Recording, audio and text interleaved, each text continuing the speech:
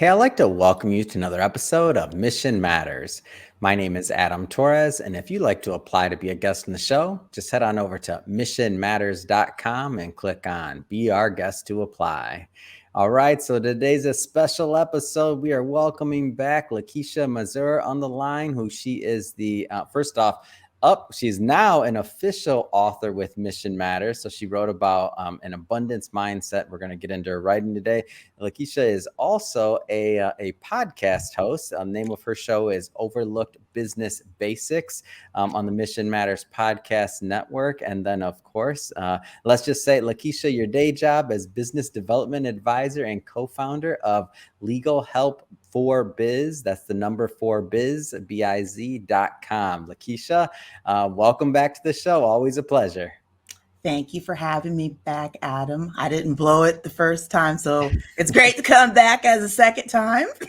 Hey, I was just thinking as I'm doing the intro, I'm like, your title's getting longer and longer. We got a part-time job over here at Mission Matters. I'm loving it. Hey, you know what? The year of me, just super blessed and just, a really great opportunity to partner with you guys and be on the podcast network and be an author. And I'm just like, wow. I've got a moniker now. You sure do. And I'm so proud and happy and thrilled to have you on the network and to continue to see all the great work you're putting out. But we got a lot to cover today. So we'll, of course, be covering the book. We'll be talking about your podcast. Of course, I want all of my listeners to go out there and check it out. And then, of course, we're going to get into your business as well. So legalhelp4biz.com. So before we start all of that, though, we'll start this episode the way that we start them all with our Mission Matters Minute. So Le'Keisha, we at Mission Matters, we amplify stories for entrepreneurs, executives, and experts. That's our mission. Le'Keisha, what mission matters to you? Being a helper to humanity in the best way that I can be utilized, whether that's a friendly ear, as a business resource, or a community resource. It's great, and great having you back on. And I guess just to get us kicked off here, let's go a little bit further back. I don't want to assume that all of our new listeners and viewers caught some of our previous work. So maybe just start off by telling us a little bit more about how you got on this path as an entrepreneur. Well, it started with being a corporate life insurance agent. And I learned about the marketing technique of event marketing for lead generation. And I became like the queen of event marketing. And I just kept going. And then as I added some more products with the identity theft protection and the legal insurance, I started doing health and safety fairs for the local communities at health and safety fairs for the community, but also school health and safety fairs, because child identity theft it still is, it's running rampant. Of course, COVID's happened now, so all that stuff is spiked, but no one's looking out for the little ones. So I wanted to make sure there was some awareness, like, hey, family, your little ones, they're starting kindergarten and they've got a mortgage. What is up with that? What happened there? No, it's important, the work that you're doing, and I'm glad and I'm happy to shed light on that. But I'm curious about this idea of entrepreneurship. So, a lot of people that maybe start off in the corporate world like you did, and then maybe decide to go that entrepreneur route, or they're thinking about going that entrepreneur route. What are your thoughts on what people should have in mind before they kind of take that leap? I think a clear concept of what you want to do to replace what you're currently doing. Like what income level do you need to be comfortable at as you fulfill your dream and work your dream while you stop working the dream of someone else as their employee, whether it's salary or hourly? What dream are you replacing it with now that you finally realize, man, I'm just not happy. I'm not feeling fulfilled. Yeah, it's paying the bills, but am I happy? Am I coming home to my wife or my husband and my kids? And am I happy when I walk through the door, or am I just exhausted and I just want to go lay down somewhere? Yeah.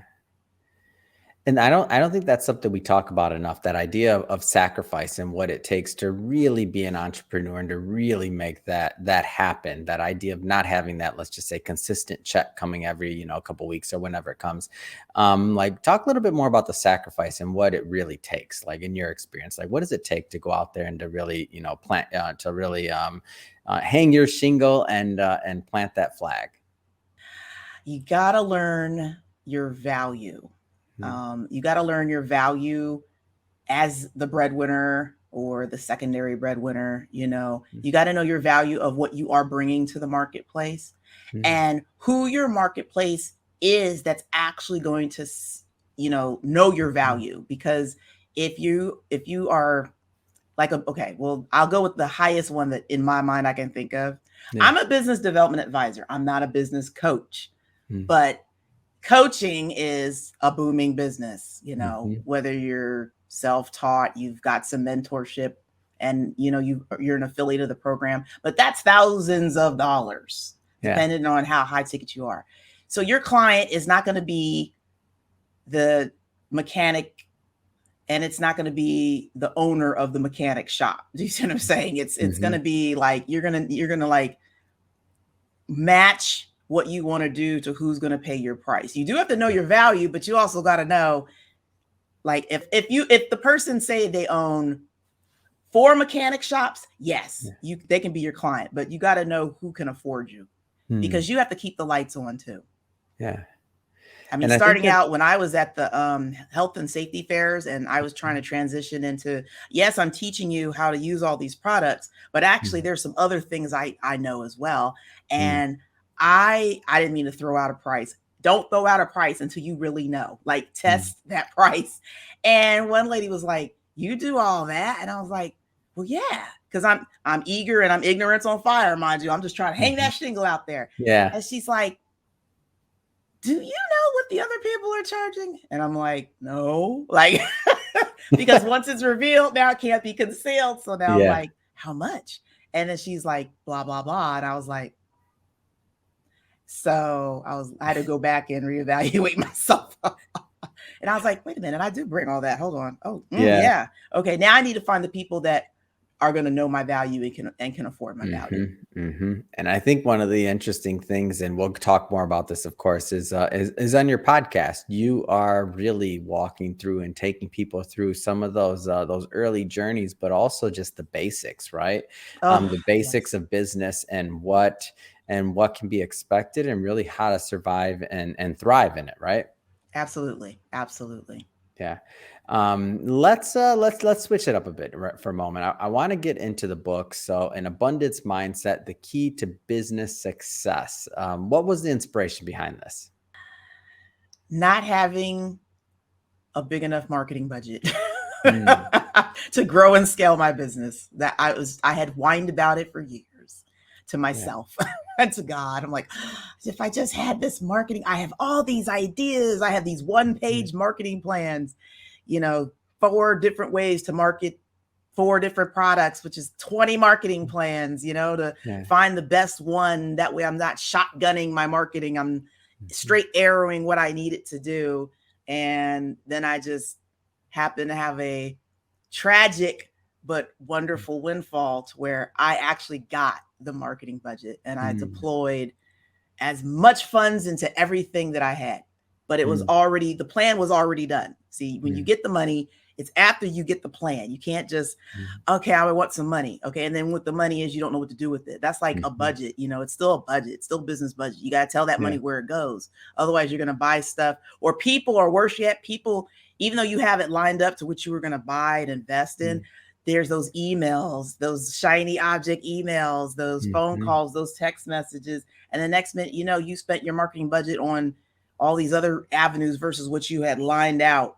Because some of Mm, my stuff, I had a direct mail campaign, yeah. and I wanted to deploy that. For like 2 years, I sat on the design of that business, that postcard, and I finally deployed. I was like, yes. And I got to see the actual ROI instead of studying the ROI. I actually got to get the ROI for it doing the Wow. actual direct mail. So Yeah.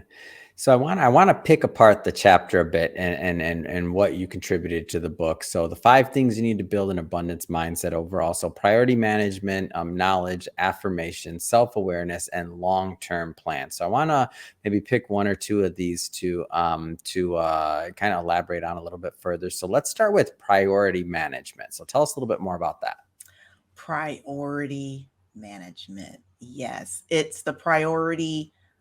It's not the to-do list. Most people think it's like the to-do list, but it's a little deeper than the to-do list, because you have to see what your priorities. Like if something was on fire and you have to run in the burning building, what are you going to say first? And that's how I look at priority management. Like I have to return these phone calls. Yeah. I have to return these emails, but which phone calls are more important? Like, did they call yesterday? Do I have a business meeting at a set time that I need to make that call? Do I have a doctor's appointment that I actually cannot move? Or I need to pay something and I have to actually call in. And those are and I only have 3 of these. Because it's not time management, because we all have the same amount of time. That's why it's not time management, it's priority management. And I have 3 things that I like to make 2 of them business. One of them is going to be personal. And then that way I can feel satisfied and achieve, versus the to-do list, this never ending to-do list, which as an entrepreneur, you're going to have. It's a never ending to-do list. And if you think that I'll just put the top 3, no, because things are going to happen. You're going to have a fire, which are the worst, because someone called in sick. If you've got a team, some meeting got canceled, but there's still a deadline for something else. So it's priority management. Like, how are those fires going to be put out if they find their way into my top 3?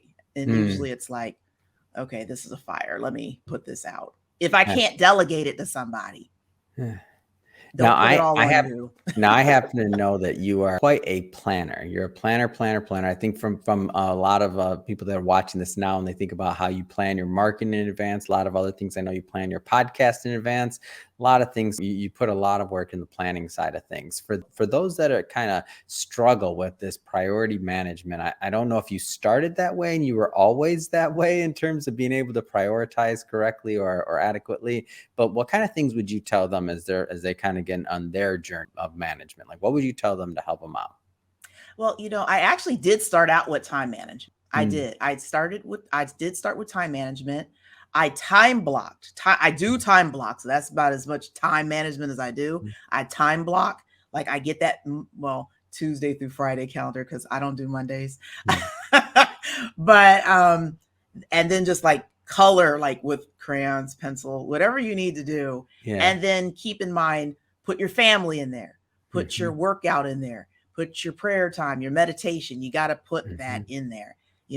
I'm not the type of person where I need to wake up at 4:30 in the morning to like jog and work out and pray. And then I start my day. No, I get up at 9:30.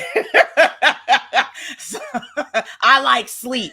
That's my priority. I can't serve you if I'm groggy. I can't serve you. And I don't run on coffee. So I really need sleep. I don't run on coffee. Now, you didn't have your coffee yet? No, didn't have enough sleep yet. How may I help you? You need what? Like, that's not professional. So I block in some sleep. I know my energy time. You should know your energy time too, because if you have high energy certain times of the day, that's where you need to put your priority task into. Like if I have to get up to call Florida, I'm getting up at 7, like I have to like block that. Like that's a done deal. I have to do that.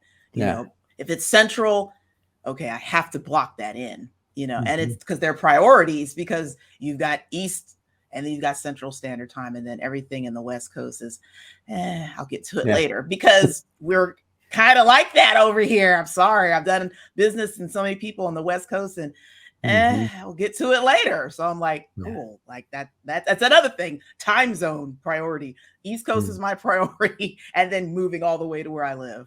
Because I know the culture of each region. Probably too much knowledge to know, but it helps me. So I want to shift gears here for a moment or so. So overlooked business basics. So your podcast, thrilled to be distributing this, and I'm just a big fan of the way that the content is evolving over time, and it just gets better and better. It started out good, now it just keeps getting better and better. So maybe just to start off, give the audience a little bit of an overview about maybe some of the types of things you talk about on your show. Overlooked business basics is you're either full-time and you have a side hustle, or you've been in Mhm. business about 1 or 2 years and you're missing some of like the basics. And I Mhm. mean basics like I am not jabbing at realtors, but Yep. they are the most easiest ones for this overlooked business basic. You Mm. spend money on those beautiful cars, and you spend money on postcards, for your little neighborhood nest, or I forgot what it's really called. But when I look at your postcards and I look at your business cards and you Yeah. have those wonderful photos, right? You spend all that money on that. And then I can contact you at yourname@gmail.com. Mm. Stop it. At yahoo.com, at hotmail.com. And at iPhone is not good enough either. If you thought that was an upgrade, it's not. Okay. It's right up there with AOL. You spend all this money, and insurance agents do it too, but we don't put our pictures like over everything the way realtors do. You know what I mean? Yeah. Because it's a relational business. But if you're going to spend that, get that professional email address, even if you already have a domain name, which should be your name technically, Mhm. because you never know who you hang your shingle with.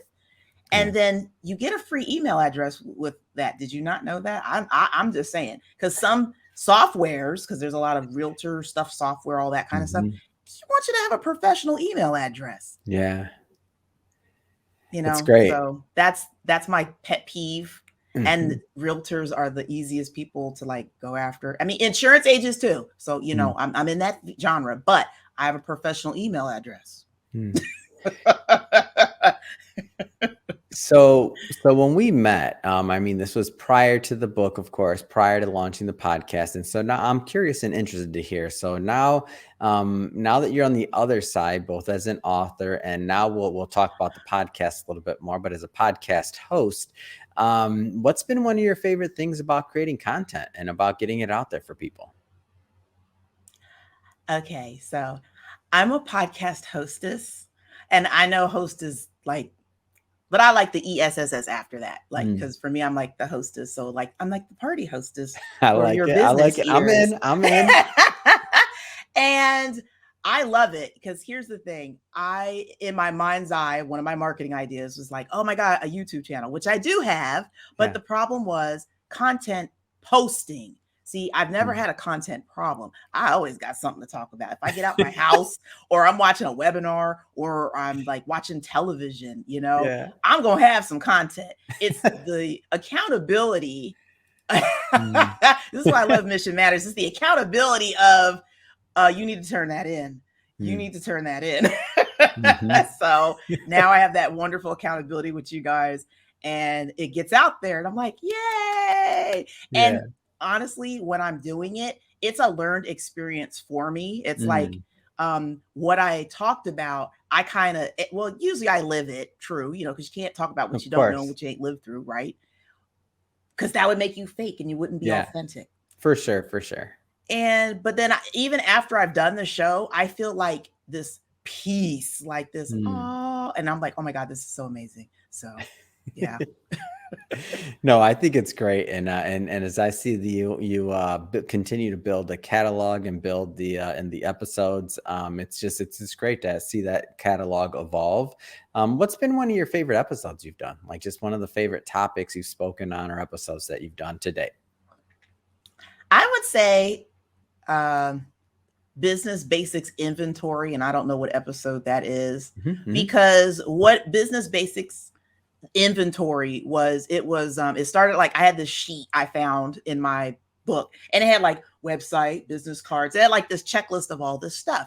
So I was Mhm. like, oh cool, those are my bullet points, because when you're transitioning from full time into your side hustle full time, you Mhm. need that stuff. Like you Yeah. you absolutely need that stuff. And the things I harp on, look, Mhm. I wouldn't harp on it if they weren't being overlooked all the time. So Right. when people hear me about my business cards, I'm on point about the business cards. Font size matters. I'm just saying. Font And size matters. That's the new font one. size matters. And for those that listen and they're probably like, she sounds a little different. Hmm. You're absolutely right. I do sound a little different, and it is deliberate, and it is on purpose because I want to be that guilty pleasure in your ears. Mm. But I love talking about it. I mean, it is, the stuff is overlooked. It's not stuff that, oh my God, it's Captain Obvious, it's Mm. Captain Obvious stuff that business owners do and they're still doing. It's like, okay, you're 2-3 years still doing this. And I mean, there's a guy, and I didn't see it at first, but I was like, you've been in business for how many years doing what? And you make how much? And yet, if we need to submit support questions, Mhm. it's at gmail.com. And you own like 4 domains. Like I said, and I was just like, like, stop it. It's free. You already bought the domain name. You have a team of people. There is a technician that should tell you that. Even, and then there's another company, they make a lot of money too, and they send emails, but they didn't check their DK, like the disk scam or something. But Yeah. it's basically, it verifies your hardcore domain to where you're sending stuff so you don't end up in the spam file. Yeah. Yeah. So like there's just little things like that. I'm like, this company's worth how much? And their stuff I have to keep saying it's not spam. It's not spam. So Mm. it's just stuff that is right there. Yeah. I'm not digging up new stuff. Mm. It's good. Which makes It's it good. easy. It's good, and I feel like all of us out here. Well, first off, somebody's watching this and they got it at Gmail. They're gonna be like, we're hopefully working on that one as of today, right? Hopefully. But the good thing is that especially for business owners, is that a show like yours it's kind of, we all get busy, right? I'm sure when the individual set up that business, in all sincerity, they were thinking of all these other things, and then the years pass by, and then like, wait a minute. I didn't even think about that. So it's not only a refresher for people that should be kind of focusing on some of these basics, in my opinion, but for those that are new, it's just a head start, right? It's a head start. So maybe you don't make some of the mistakes that you don't have to make all the mistakes, right? You learn from other people's mistakes and or experiences, and then hopefully that speeds up their ability to succeed and to thrive in their business, which is the goal, right? Absolutely. Yeah. I want to spend some time on your business. So legalhelp4biz.com. So tell us a little bit more about what you do. Okay. So Legal Health, the number 4, biz.com is a legal services agency. So we cater to business owners, individuals, and families, providing legal insurance, life insurance, health insurance, and cyber insurance. Now, identity theft insurance would be the consumer side, but cyber insurance would be the business side. And any combination of those, if I've got a business owner, I can also do voluntary benefits. So, but I focus on the B2B. And what type of clients do you typically work with? Do you work with only large, like enterprise, middle market? Do you also have like programs for the small business owner? Like, give us a little bit of that feel.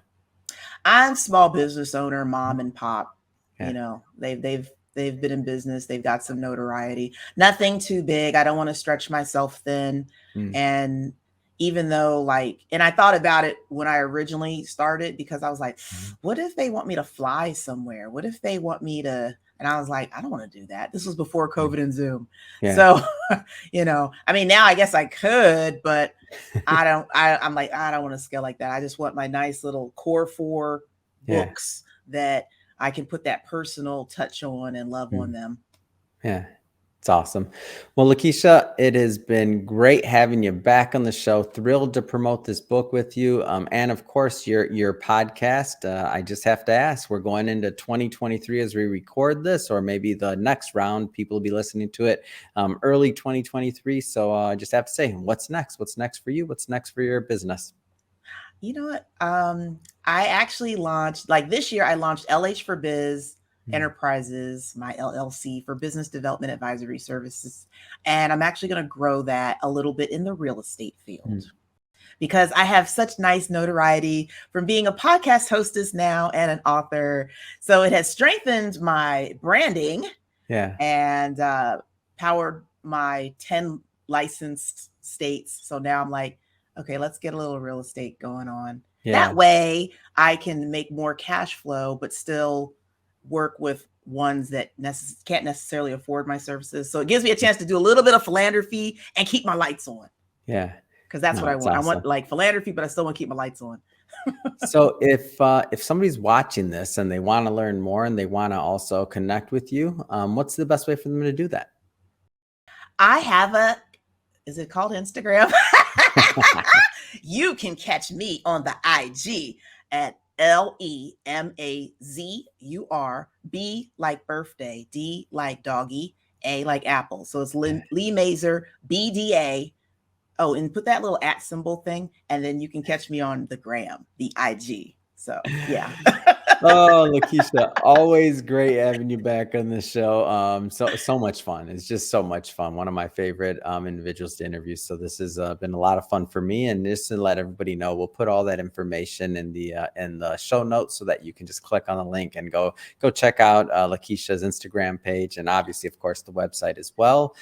And speaking of the audience, if this is your first time with Mission Matters or listening to an episode, we're all about bringing on business owners, entrepreneurs, and executives, having them showcase their mission, the reason behind their mission, and really what they're out there doing in the world, trying to make it a better place. If that's the type of content that sounds interesting or fun or exciting to you, hit that subscribe button, because we have many more mission-based individuals coming up on the line, and we don't want you to miss a thing. And Le'Keisha, again, as always, it's been a pleasure. Looking forward to watching your show continue to grow and to promoting this book with you. So thanks again for coming on. Thank you so much, Adam.